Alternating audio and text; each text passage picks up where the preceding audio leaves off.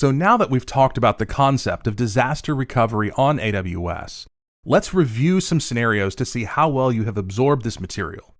So first of all, we're going to have Roger, and his company runs several production workloads within AWS, and he is tasked with architecting the disaster recovery approach. Now, in this case, they don't have an approach yet, and he's trying to figure out which approach they should adopt. His organization wants there to be a seamless transition if there is a disaster recovery event. So for Roger, which approach would you recommend for his company? Okay, next we have Jennifer, and she is at a startup, and they do not currently have a disaster recovery approach. They are leveraging the cloud, but they don't have an approach in place yet.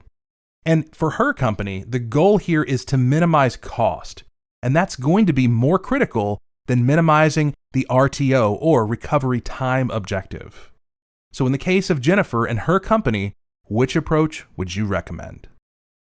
Okay, and finally, we have Eliza, and she is documenting her company's disaster recovery approach. And for them, they keep a few key servers up and running in AWS in case of an event.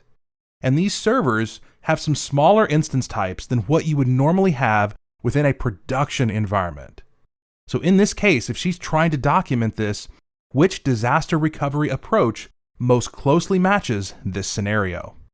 Now, in the next clip, we're going to be summarizing what we've learned within this module as well as giving answers to these scenarios.